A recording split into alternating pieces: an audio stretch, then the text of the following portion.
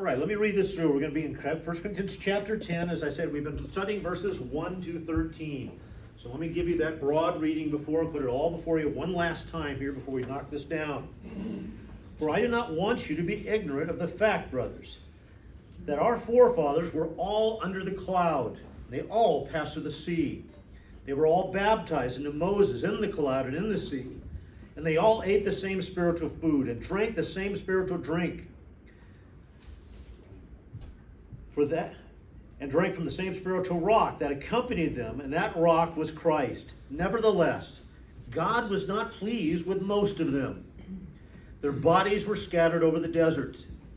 Now these things occurred as examples to keep us from setting our hearts on evil things as they did. Do not be idolaters, as some of them were. As it is written, the people sat down to eat and drink and got up to indulge in pagan revelry. We should not commit sexual immorality, as some of them did. And in one day 23,000 of them died. We should not test the Lord, as some of them did, and were killed by snakes. And do not grumble, as some of them did, and were killed by the destroying angel. These things happened to them as examples, and were written down as warnings for us, on whom the fulfillment of the ages has come. So if you think you are standing firm, be careful that you don't fall. No temptation has seized you except what is common to man, and God is faithful. He will not let you be tempted beyond what you can bear. But when you are tempted, he will also provide a way out so that you can stand up under it. I almost called you this past week, Tim, and asked you if you would do Great is Thy Faithfulness, but I thought I'll just let him pick whatever he wants, because it seemed to fit our passage very well, and it certainly fit the situation that you're talking about. I want you to note that. He says, in each case, some of them did these things, and God acted, and some of them did these things. In each case, it was not a majority, but by the time they got done with one failure after another, how many people made it to the promised land who had that original promise that we found? 2. Out of 1 to 2 million people, after one failure after another, just some of them, just a part, and finally there was really nothing. A whole new generation had to claim the promises of God. And this is where Paul is taking us here. I hope you remember our setting. Paul is reminding us about the need to understand and handle our liberty. Remember, this is from Galatians 5, 1 and 2. It is for liberty that Christ has set you free. Stand firm then, and do not let yourselves be burdened again by a yoke of slavery. This is the tension Paul is trying to sort out from us. On the one hand, there's a command. Understand, it's a command. Use your liberty. Don't let someone take it away. Don't let yourself be put back under a slavery. And what have we been liberated from? Sin. We've been liberated from the power of sin, from the penalty of sin, from the very presence of sin eventually. This is the reality of our lives. There's been a change. And the first thing you want you to understand is Christ did not set you free so you could act like you're still a slave. Why have freedom if you're not going to enjoy it? Don't let people come in and reimpose petty rules and ridiculous ideas on you to try to tell you that God's grace was not sufficient. And that is what we see again and again. I don't know if you've studied these kind of things and looked at it, but in the Catholic Church, for instance, there is the teaching that the church needs to infuse new grace to you periodically. There's a need for additional grace because you use it up. Do you understand the thinking on that? You actually use grace up. And you have to go to confession where the priest can give you absolution and an infusion of grace to deal with your sin. Do you know what they believe about the communion? Actual body and blood. That is transformed. It becomes the literal body and blood of Jesus Christ. What does that tell you each time you have to do that? Christ has to die again. There has to be a new sacrifice for sin. Each time you do that, there's a need for new grace and a new sacrifice. The one wasn't enough. That's the teaching that is behind this. And here Paul is telling you, don't let yourself be brought into this idea that Christ didn't get the job done. Don't let people impose rules on you. It makes you think that you have to continually work at keeping that salvation that God offered you. We do that even in the evangelical world, and we've talked about some of these things, these little additions we put on. I remember a big blow up in the Southern Baptist Church when I was a kid because a new fad had come in. Women were wearing pantsuits. I know! This was shocking, absolutely shocking, that women were not going to come to church in the appropriate attire, which of course in their mind was skirts or dresses. Obviously that's the way it had to be. We put these new rules on. We always have this idea that there's one more thing. There's a couple of extra additions you have that have to be on there for you to be right with God, for you to really be the Christian you're supposed to be. So Paul on the one hand is saying, don't let yourself be burdened by this nonsense. Now with that said, with that saying, that don't let anybody come along and tell you this is an absolute rule when you can't find it in Scripture.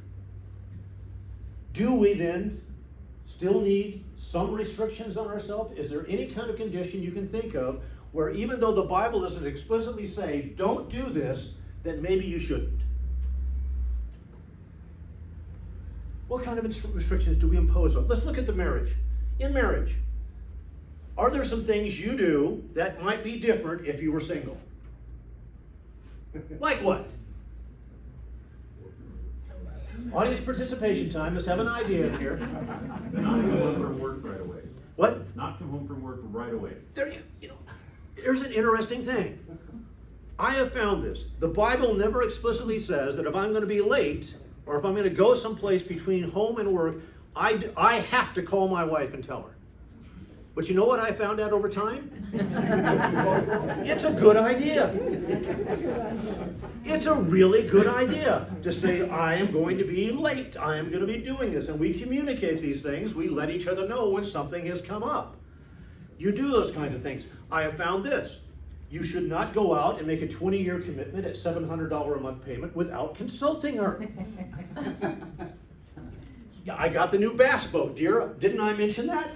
No, I didn't. Which would be odd since I don't fish, but anyway. Well, it was for you. It was for you. It was a gift for you. Yeah, it's a gift for you. It's going to be a surprise. There are some things we do. We limit ourselves. We look at certain things and say, and we try to communicate. There are over the course of 44 years, there have been some places I've gone with her that, quite frankly, if it was just me, I wouldn't have gone. There are some people she hung out with that, frankly, nothing. I'm like, wait a minute here. Yeah. No one in the room. Okay. That I probably, if it had been me, I wouldn't have gone. You do these things if you want a relationship to work, and that's just in the sense, and it goes well beyond marriage. As we looked at, Paul has talked about the fact that we have relationships in life. First, we have a relationship with each other. We are Christians, and there are things that we limit ourselves on because we care about each other. We talk about this, where there's things we will restrict ourselves from, things we don't want to offend anyone. And I can impose a rule on myself that the Bible does not say is a rule that has to be observed for your benefit, to make sure. Some of you do not like the idea of alcohol any place around. You know what? I can do that. Some of you have rules and ideas about this. I've attended weddings where they're okay, there's dancing. I've attended weddings where some people just don't like that. Dancing, they think is a bad idea. I'll go either way with you. Fine. Whatever you think is the best approach. But I understand these are not rules. And more importantly than that, we found this one. There are some things you should restrict yourself from because you doing it gives the message that they can try it and they are not at a place in their life that they can do this without falling into sin. This is where Paul has gone in our passage.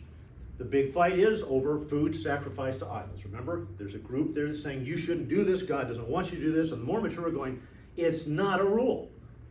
You can't impose that on me. And Paul is saying, you can impose it on yourself, however, if it helps them not to fall back into sin. Now, he also then said we also have limitations on ourselves when we deal with the world, the unsaved. We can show some concern and issues there. You can show a restraint. You can confine yourself from doing things that might upset people and prevent you from being able to share the gospel. You can observe some of their cultural things when you're trying to reach across the aisle to another culture. You can observe some of their family traditions. You can deal with these things. You can be sensitive to issues in their life, but here's the key, except where it comes to surrendering the truth of the gospel. We have an interesting dichotomy in our existence. On the one hand, if the world doesn't like what Jesus says and what we're preaching, you know what our attitude is? That's really too bad. Now, that sounds harsh, doesn't it? But why is it that we can't surrender that? That's life. That's our life. That's truth. That's truth. Salvation doesn't come if I give you the gospel you want. That's right. That doesn't work out so well. Tell me what I can tell you about Jesus Christ and I'll note this down. Right? We can't live there. The world would like us to, but we can't live there. So we have to confront that. We have to deal with that reality. So we limit ourselves in those two categories. We impose some rules on ourselves as long as we are not sacrificing the truth of the gospel, the truth that God has laid out there. We find that we have the right still to do anything that does not violate the moral law of God. You understand that? There's where the limitation sits. God has a moral law that has never been taken away. Is sin still sin? Despite our enlightened culture and how we've changed genders and all kinds of conditional acts, have you noticed that God's moral law hasn't changed in the text? And it will not change in the text. And when you test it against anything the world said, have you noticed this? That where God says this is a bad idea, when you really look at the repercussions, you know what? It's a bad idea. That's just a fact. Any honest appraisal of how it impacts life, of what it does to people, proves God has always been right. Now, those are the things we talked about, but then we came back to this one other aspect of this. In the verses we're looking at, Paul puts one last area where you might want to put some restrictions. And this is what we've been studying for a while now. I'll restrict myself in areas that will help fellow believers. I will do so in order to share the gospel. But now Paul is turning this whole thing back around and saying, you guys have been saying, as the more mature believers, as the ones that understand God's word, we just don't want to be hit by these petty rules that people are trying to impose on us. And Paul goes, you're absolutely right. Provided two things. One, you really are a mature believer. And two, if you really do know as much as you think you do. Because he says you might actually want to impose some rules upon yourself because you may not be nearly as mature and as knowledgeable as you claim to be. And this is what he's been talking about. And remember the example here. He goes, here are the people called out by God. Have we as Christians been called out by God? Yes. Here's the people that God performed miraculous acts for to transform their lives. Has God done miraculous things in your life to transform it? Yep, sure. Okay. And then he's saying, and guess what they did? They made one mistake after another. And I find it interesting that the biggest thing they said is, we're not bothered by this idolatry, the paganism. We don't worry about food sacrifice to idols. We don't worry about those old pagan practices. You remember what was always true of pagan faith? Sexual immorality was always attached to its practice. Isn't that interesting in looking at our modern culture? Yeah. He found these two things, and the first thing that Paul says, well, here's an example I want to give you the warning. Here's a group that were called out from idolatry, and guess what the two things that really happened to them almost right away? Idolatry came right back in, and sexual immorality. Almost as if that really is a problem for people. Even people God has demonstrated miraculous things to, even the people God has called out and done wonderful things for, guess what? They do stupid things too. And that's what we've been looking at, and this is what Paul has been running to run down here. You need to understand your limitations. And of course, we always know that we don't really need limitations, don't we? I just had a story come up, and how many times I've heard this story, I don't know. Another pastor has had to step down. He had to step down because he had sexual activity with a number of women he was counseling. Wow. Boy, that's just like hit the rewind. I know. How many times have you heard that in the course of our lives now? We're getting old enough, we're getting quite a tally. And you look at that, and here's the thing. He counseled women alone behind closed doors. Hello. Flee that situation until. And you look at this and you go, maybe not a good idea.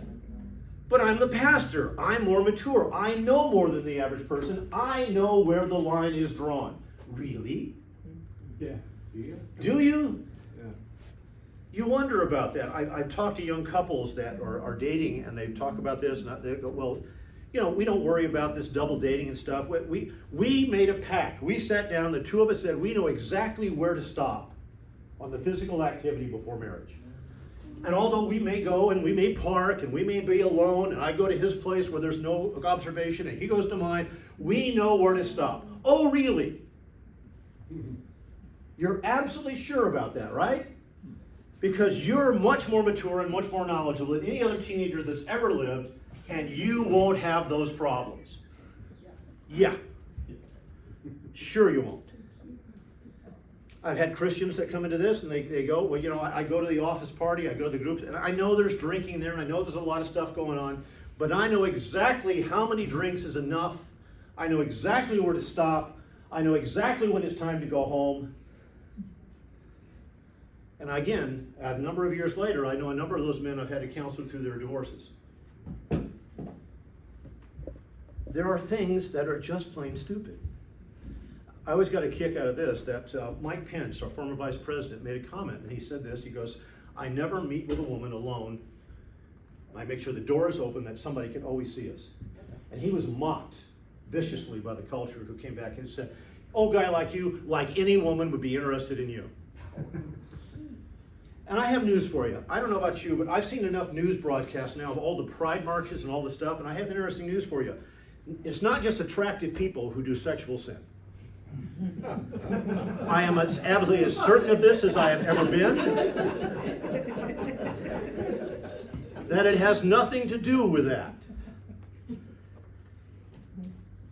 This is a reality of our times.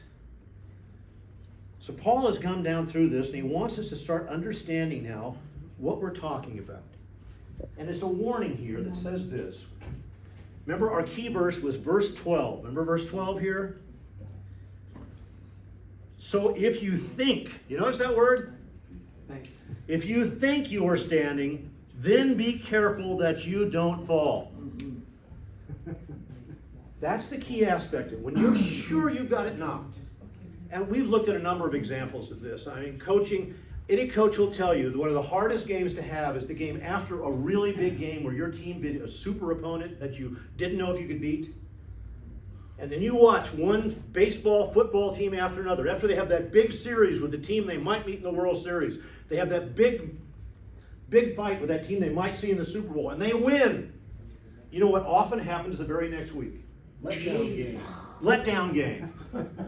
They're so busy celebrating how good they are, they stopped being good. History has warnings about this. Everybody looked at the city of Sardis? It says, you'll find it in the 7 letters of the 7 churches. Sardis was told to be careful to watch. Now it's interesting to notice, because Sardis' history is simply this. Sardis, up until the 6th century, I should say actually the 7th century, had never been conquered, never been taken. It had the most powerful walls and Acropolis. It was built on an outcrop of rock, sheer things coming up to it. No one had ever taken it. No one had ever taken it. An army shows up, and they're watching, wondering, how do we get into this place? It looks so formidable. And a soldier is watching toward the end of the day, and a soldier on the wall dropped his helmet. He had it set on the wall, and he actually knocked it off. And he watched as the soldier climbed over the wall, worked his way down the hillside, got the helmet, and went back up. And they go. That night, they waited till very late, and a very small number of soldiers wove their path up through there, and guess what they found guarding the wall? Nothing. No one. Because the city had never been taken. Up and over the wall they walked through the city unopposed, killed a couple of guards at the gate, opened the gates up, the city falls. Now, of course, once a city has learned that lesson, you never do it again, right? Of course. Of course. 100 years later, Cyrus the Great, Persian king, comes up. They besiege the city of Sardis. Cyrus read some history and said, you know how they got in here last time? He waits till that night, sends a small party of soldiers up a little pathway to the wall. Guess what they find gathering the wall? Nothing. Walk through the city, open the gates, surprise, and here we are. You have to keep watch. There is never a point at which you are so strong you can't do this. I'll give you one last example. Sports, as I said, Paul uses this. I was always a big boxing fan, and I was a huge fan of a guy named Roberto Duran out of Panama. Roberto Duran was known as Stonehands. That was his nickname. And he fought a man, Ray Leonard, an American gold medal winner, darling of the media, articulate, people adored him. Duran, a fighter who'd come up from nothing, couldn't even really speak English, was not popular here. And they had their first fight for the welterweight title. You know who won? Duran. Solidly. He was the best welterweight in the world. He'd just proven it. And he went back to Panama. You know how happy Panama was that an American gold medal winner had lost to their guy? Everybody that saw Roberto Duran wanted to do something with him. Give him a drink. Get him a drink, have a picture taken, and buy him a meal.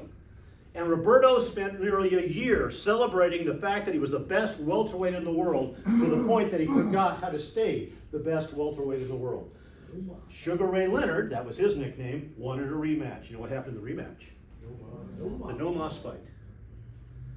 The No Mas fight. To this day, I'll tell you, despite other people, I think Duran was the better fighter, but he had forgotten what it took to be the best welterweight in the world. You can't live on yesterday's victories.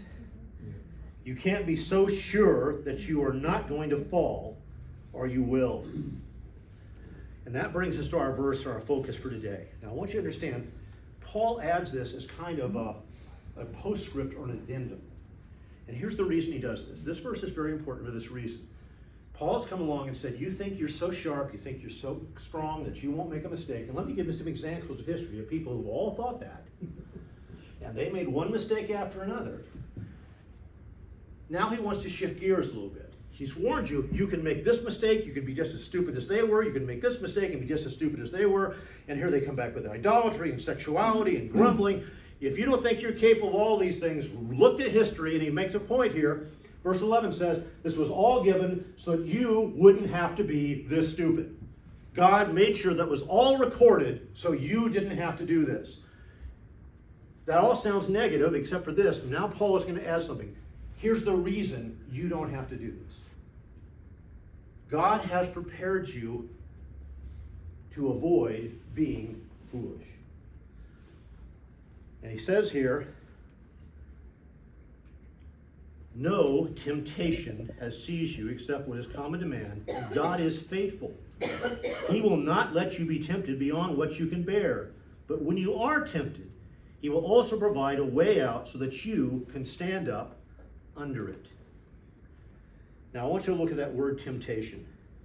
Periosmos in the Greek. It's an interesting word. I want you to understand this. This is a neutral term. The original word it does not either mean anything good or bad in and of itself. The word can mean trial, test, temptation, or assessment. Assessment. It is a word for assay. You know what it means to assay or to find its content? You think you found gold ore, you take it to the guy that's assayed to determine the content, the quality of the ore. Because some ore, there's such a little amount of gold in it, it will cost more money to get the gold out than the gold you will recover. Do you understand what I'm saying? You can look and go, yeah, it's more bad than good, it isn't worth it. That's what the word literally means. Whether it is translated as test, trial, assessment, or temptation entirely depends on the context that you're looking at. It all depends on the context. Which one that means. I'll give you an example. In Matthew 4:1, it says that Jesus was taken out into the wilderness to be, and most of your Bibles will say, tempted. Now I want you to think about something. There's a passage you might recall that God tests no man. Let no man say, God has tempted me. Right? God does not tempt anyone to sin. Okay? If that's the case, why does the passage say that the Holy Spirit led Jesus out to be tempted? Okay, I want you to understand something. That's not how it should have been translated. It should have said tested. It should have said tested. Yeah, the devil's going to mean it for a temptation. But understand this. The Holy Spirit led him out there not to be tempted, but to be tested. Why was he going to be tested? Why was he going to be assessed? To prove to who? God knows who he is. To us. There you go. You wanted to know the content of Jesus' character. Let me show you. Yeah, Wendy? And also as an example, because in Hebrew it says a high priest knows what we've gone through, so. In all points tested as we are. The testing was to prove the character and to give an example of how you stand up under a trial. That's the distinction. That's what's going on here. Notice our passage then. No temptation or no testing has seized you except what is common to man, and God is faithful. He will not let you be tempted beyond what you can bear, but when you are tempted, he will also provide a way out so that you can stand up under it. Two things critical to understand. The first one is this, and that's the one we like. What is the first thing you pick up from this right away? When it comes to a time of a trial or test, what do you know that gives you hope right away? There's a way. Okay? One, it will never be more than you can deal with, and there's a way out. That's the good part. Now let me ask you this, because here's the negative part we don't like to think about. If you fail in that test or trial, whose fault is it? If God promised you it won't be more than you can handle, if God promised you there is a way through this, if you don't get through it, if you don't win, who's at fault? Do you think maybe there's a little warning there? He wants you to understand this. You can fail. Now remember this. How do we know which term we should use? If it can mean any, if it can mean trial, test, to assessment, or temptation, how do you know which word fits when you're talking about a situation in life? Yeah. Depends who's doing it. Or what, I mean, if this is from God, then it's a test. If this is directed from Satan, then it would be a temptation. That's a good way to look at it. That's one. Anything else? How else would you know which word you're supposed to use? If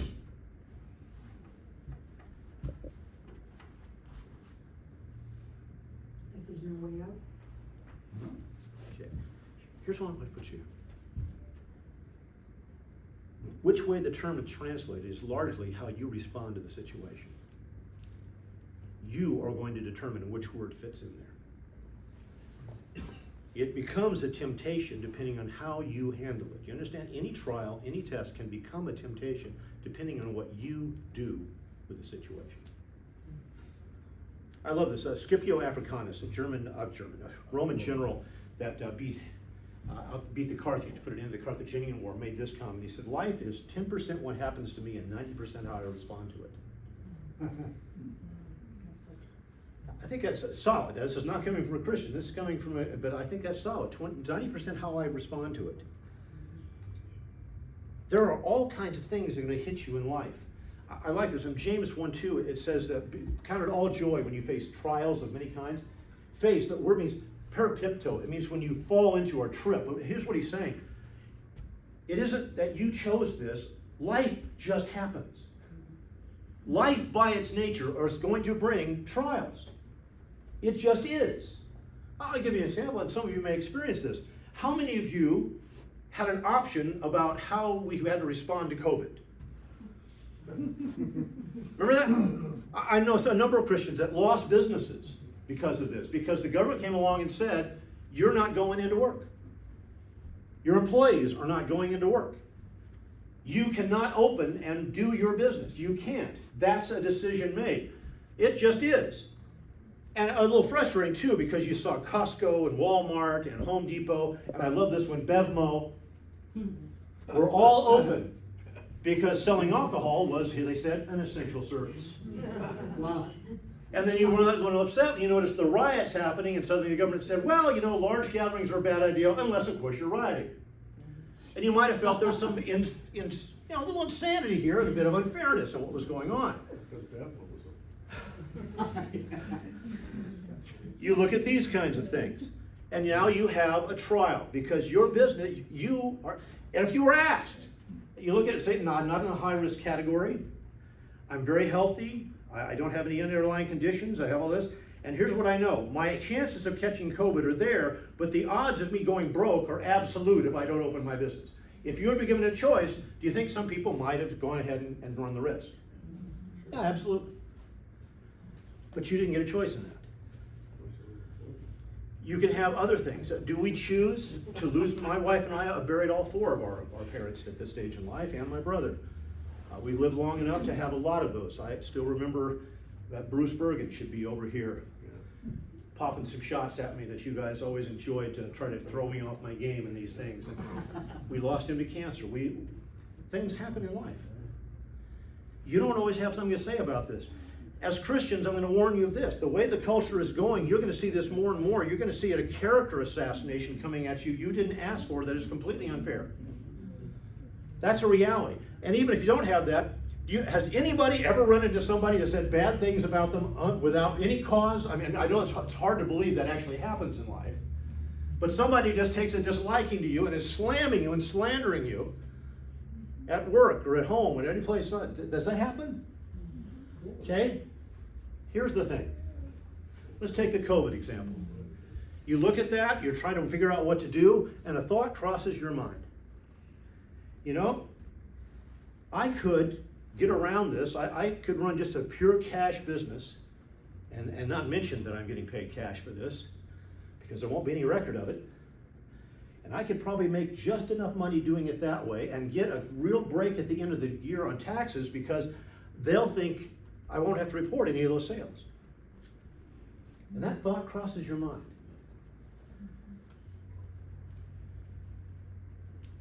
Now it's a temptation. Before it was a test or a trial. But now the thought has crossed your mind, maybe I can do that. That person that's going after you, I know a thing about them as well. Two can play this game, and I think I'm the better player. If we're going to slander I can go out. If you want gossip, I'll give you gossip. And the thought crosses your mind, and you think of, here's who I could talk to, and here's what I could say. Now it's a temptation. It's not a sin yet. The thought crossed your mind. Now here's where somebody's going to challenge me. Go, hey, I remember Jesus saying, when a man lusts in his heart after a woman, he's already committed adultery. I want you to understand the distinction. It is one thing to be sitting there and to see an attractive person and take note of that. And if you're real lucky, your wife is with you and you say, boy, she's pretty. She gives you a little shot in the ribs, but not as pretty as you, dear. You immediately say. And you come back to your senses and you move on. But if you look at that and now you go to the fantasy of living out the experience in your mind of what you might do, that's a sin. When you engage in it, maybe you don't actually physically do it, but you get as much pleasure out of the thought as you possibly can. That's the issue. And that whole thing of a person slamming you, if you sit down and practice how you would get even, exactly how you'd spread the gossip, and you have all the feelings of, wouldn't that feel great? That's a sin. But understand, sin enters the picture if you let it stop being a trial and start being a temptation and then let it move to sin. Have you ever seen a family go through death in two different ways? In one, they're hurting, but you see the faith, you see the statements of things, and they are absolutely marvelous people in their inspiration. Are there still tears? Is there still pain? Absolutely. Have you seen some where one member of the family, others, just starts dumping on people around them, making everything worse, just turn into an absolute shrew, tearing people apart, because if they're going to hurt, everybody's going to hurt. How we handle things is the distinction. You have to choose how you're going to have to go after this, what you're going to do. There's a process here. And the trial is, the key to victory is always keeping it in the aspect of a test or a trial. And that is what Jesus did, you remember? Remember Jesus, everybody read that chapter 4 section where Jesus goes in the wilderness and looked at that, the different temptations? Do you ever see Jesus going, let me think about that for a minute. Man, all the kingdoms of the earth. Do you see him pondering? What does he immediately do in each case? Dismisses it and quotes scripture most of the time. He immediately turns to the power of God. He does not let it become a temptation. He deals with that each time in the proper way. And that is really the key to victory here. I love this in James 1:14. It says, we sin when we are dragged away and enticed by our own desire. We sin when we are dragged away by our own desire. We're enticed by this. Yeah, I've had people say, well, it becomes a temptation when Satan is doing it. You know who the worst tempter in our lives is? Ourselves. You bet it is. We know what we want more than anybody else. I love that. Enticed and dragged away. The image there is kicking into, just compelled to do it. You drag yourself into sin. That's an amazing thing. You're looking at it going, this is a bad idea, but I'm going to take myself there anyway. How stupid is that? It's an aspect. This one I want you to read. This is from 2 Timothy. You might want to turn there. 2 Timothy chapter 2, verses 22 to 26. I really like this one. Paul is talking to Timothy. He says, flee the evil desires of youth and pursue righteousness, faith, love, and peace, along with those who call on the Lord out of a pure heart. Now, I love this. He says, flee youthful lust. Now, why does he use that term? We grow up and we no longer have a problem with that ever again? I want you to understand, it isn't talking about age, it's talking about immaturity. Youthful lust is the immaturity you have when you do dumb things, and we expect that of children. Don't we? Do kids not only say some of the darndest things? I know that was the old TV show. Do they also do some of the darndest things? You go, what in the world were they thinking? Yeah. I love that. We understand, if we're mature at all, that immaturity is the sign. That's what you expect from a child. I love that. If there's anything that is perverse in this culture, it's the idea that we're pushing right now, that as young as age 3, we should be looking at children and helping them decide whether they're a boy or a girl despite what they were born as. If anything is twisted and perverse, that's it. That there are places now, there's a doctor in San Francisco that talked about this. Yes, I'm willing to perform gender-affirming therapy, which means drugs and surgeries. And he says, I really don't have an age limit because we know that children find out earlier and earlier. I want you, if anything is twisted, it's the idea that a child is prepared to make that kind of decision. How many of you seen, today they want to be a firefighter, tomorrow they're going to be an astronaut, and today they're talking and thinking they're a cat. Yep. They're on all fours meowing. That's what a child does. And that's what Paul's talking about here. You got to get past the thing where you just go after it because it's the thing in your mind and you want it. Yeah. But we also have a culture that doesn't think maturity is a virtue. It's that I'm not going to grow up, I'm not going to grow up today, I can't. And that's supposed to be cool. I think that is really behind it, but it certainly isn't what they want to tell you that they think. They actually believe this is more mature. They want to tell themselves it's more mature to see this. That's just amazing to me, but it is. Here's the bigger thing, I think. We have a culture that is so self-possessed, it does not understand self-restraint. There is no virtue in self-sacrifice. That is not a virtue in our culture anymore. But Paul's going, you have to get past this. You're going to have to get away from the idea that just because it crossed your mind, it's a good idea. That's the biggest thing I see. What is moral? Whatever I want. How do I know it's moral? Because I want it. I think we might have some circular reasoning here. But we don't talk about reasoning. It's what I want. So Paul says, no, let's get to that. Don't just be dragged away by something just because it crosses your mind. If a man, let's see, where am I? Up to 22. You're at 23 now. Yeah, 23. I should be looking at the right one here. Yes. don't have anything to do with foolish and stupid arguments. Oh, now I want to stop right there. Can you think of anything that announces our culture more than this right now? Stupid arguments. Now, I want you to note something, because you know they produce quarrels. And the Lord's servant must not quarrel. Now, you're saying, there it is. I'm not going to confront anybody. We don't want to get involved in the stupid arguments. I don't want to quarrel. Therefore, I'm just not going to say anything. Is that what it says here? I don't think so. The Lord's servant must not quarrel. Instead, he must be kind to everyone. There you go. And how are you kind? Able to teach, not resentful. Do you understand what he's saying here? Here's a sign of maturity. I'm not going to sit down and get in a yelling match with you like the world does. That's what we do. We name call, we pick, and he's saying, here's what maturity does. Maturity says, I'm not going to go there, but I will be prepared to give you a reasonable answer on this issue. And here's the thing, I will be reasonable and not resentful even if you won't be. Have you ever seen a speaker that deals with that, getting hit with all this nonsense, and they stay calm and they stay on target and they deal with things? Isn't that a wonderful thing to see? The capacity, the maturity to fend off the nonsense and to put up with it.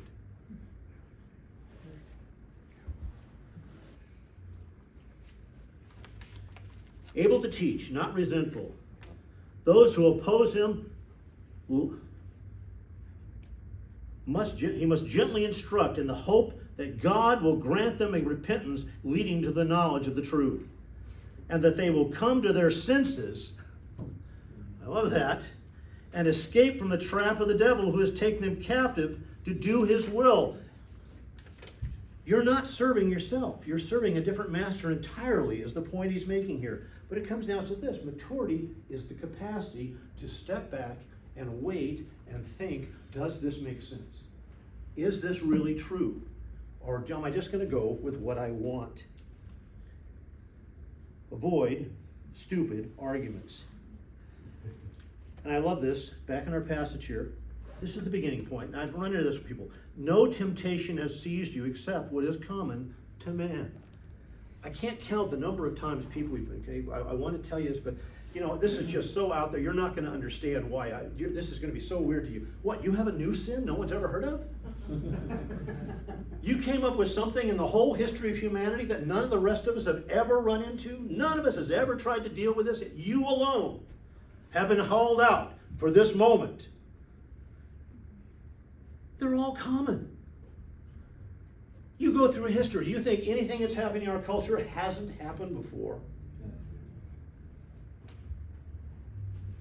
I've lived long enough now that there's really nothing that's going to shock me that you can tell me in terms of talking about a sin you're trying to conquer in your life. And as much as I hate to say it, there's probably not too many I haven't struggled with at one point or another in my 67 years as well. It's common to man. That's the reality of it. And people tell me, oh, you don't understand the pressure I'm under. No, you don't understand that the pressure is not nearly what you think it is. Not nearly what you think it is. And God is faithful. Now, is that a good statement? His name is faithful. And you like that one from Lamentations. Great is thy faithfulness. And here it is. He will not let you be tempted beyond what you can bear. You know what I've heard from everybody who always talks about this? It was more than I could handle. No, it wasn't. No, it wasn't. Could you see any conditions attached to this? Except in extreme cases. Well, it assumes one thing, you're a believer. There's the distinction. He will not let you be tempted beyond what you can bear. But here it is. But when you are tempted or tested, he will provide a way out so that you can stand up, and I want you to notice this, under it. Now, this is a very important statement. What do you find out about this test if you have to stand up under it? It's still over you. Yes. Understand this. The way out in every case is through. God makes no promise that if you show strength, he'll go, oh, I'm going to lift the test is over, trial done, never have another problem. No. He's saying that the only way through this is to have the strength to go through it. Yeah. I have news for you, that there's been a number of things in life that there was not a fix for. We've prayed over people and seen healings, we've prayed over people and we've seen that God has gone ahead and taken their life. We can't fix everything. We can't make it all better. We can't, with a snap of our fingers, stop the pressure, turn your life around, get rid of the financial situation hanging over your head. We can't. We can't. The thing you're going to have to do is to go through it and have the strength not to cave in. And to remember that you have the strength to do that. Long-term fixes are really the breadth of it. When you have one that requires distance, you know, a long period of time is difficult to, we want quick fixes. How many wives have you talked to that have been praying for the salvation of a husband for 20 some odd years? A father, family member. Some things, I've known Christians that have had to go through prolonged illnesses, and that's just the reality of it. Life has issues because it's life. It's not paradise yet. No, not yet. And that's what we have to deal with here. Myron, Yes. but we know that God causes all things to work together. That's encouraging. And that is very encouraging as long as you understand that the good he may be working to is not the good that you may want or demand of the situation. Absolutely. This is the good I want out of this. God goes, I've got something deeper. Right, we just don't even know. We don't always know. And I'll also tell you this one, this is the hardest one.